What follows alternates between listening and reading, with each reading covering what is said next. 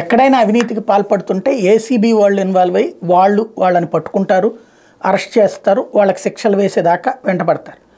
ఇప్పుడు ఆ అవినీతి నిరోధన కోసం ఏర్పాటు చేసినటువంటి ఏసీబీలో కూడా మళ్ళీ ఇదే పోలీస్ సిబ్బందే ఉంటారు.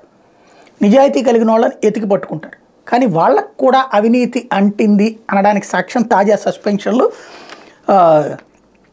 కీలకమైన ఏసీబీలో ఉంటూ అవినీతి సొమ్ము కోసం అక్రమార్కులతో అంటగాగారు. దాడుల సమాచారాన్ని ముందుగానే ఒప్పందించారు. ఏసీబీని అడ్డుపెట్టుకుని వీళ్ళు చేసిన అక్రమాలు బయటపడటంతో విచారణ జరిపిన పోలీసు ఉన్నతాధికారులు అవినీతికి పాల్పడిన 2 డీఎస్పీలు, 2 ఇన్స్పెక్టర్లు, ఓ కానిస్టేబుల్ని సస్పెండ్ చేశారు. ప్రాథమిక విచారణ అనంతరం గత నెలలో వీళ్ళని ఏసీబీ నుంచి తప్పించి మాతృ యూనిట్లకు సరెండర్ చేసిన సంగతి తెలిసిందే. శాఖాపరమైన విచారణ నిర్వహించి వీళ్ళపై వచ్చిన ఆరోపణలు నిజమేనని తేలడంతో తాజాగా సస్పెన్షన్ వేటు వేస్తూ డీజీపీ రాజేంద్రనాథ్ రెడ్డి నిర్ణయం తీసుకున్నారు. వీళ్ళ వ్యవహారంపై ఇంకా లోతుగా దర్యాప్తు జరుగుతుంది. విజయవాడ అవినీతి నిరోధక శాఖ రేంజ్లో డీఎస్పీలు శరత్తు శ్రీనివాస్, ఇన్స్పెక్టర్లు కృపానందం, శివకుమార్, కానిస్టేబుల్ సురేష్లు చాలా కాలం పనిచేశారు. సుమారు 4 ఏళ్లుగా అవినీతి నిరోధక శాఖలోని విధులు నిర్వర్తించిన ఈ 5గురు ముఠాగా ఏర్పడ్డారు. వసూళ్ల కోసం ప్రత్యేకంగా మధ్యవర్తులను ఏర్పాటు చేసుకుని మరీ దందా సాగించారు.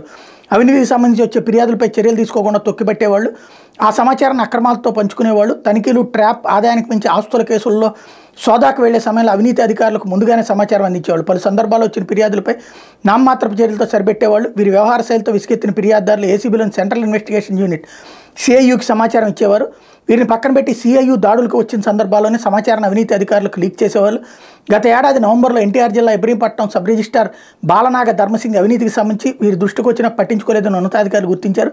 సిఐయు అధికారులు సబ్ రిజిస్ట్రార్ ఆస్తులపై వివిధ ప్రాంతాల్లో ఏకకాలంలో తనిఖీలు చేశారు. ఈ సమాచారం ముందుగానే సబ్ రిజిస్ట్రార్లకు అందడంతో ఆయన పరారయ్యారు. ప్రభుత్వ శాఖల్లో రాబడి వచ్చే వాటిని లక్ష్యంగా చేసుకున్నట్టు దర్యాప్తులు బయటపడింది. ఎక్కువ లావాదేవీలు జరిగే రిజిస్ట్రేషన్లు, రవాణా శాఖలపై గురిపెట్టి సబ్ రిజిస్ట్రార్ ఆర్టీఏ కార్యాలయంలో తనిఖీలు చేసేవాళ్ళు. అక్కడ లొసుకులను అడ్డం పెట్టుకుని భారీగా మామూలు వసూలు చేసేవాళ్ళు. ఇతర శాఖల్లోనూ తనిఖీల పేరు తడావిడి చేసి డబ్బులు ముట్టగానే మెనకొండిపోయేవాళ్ళు.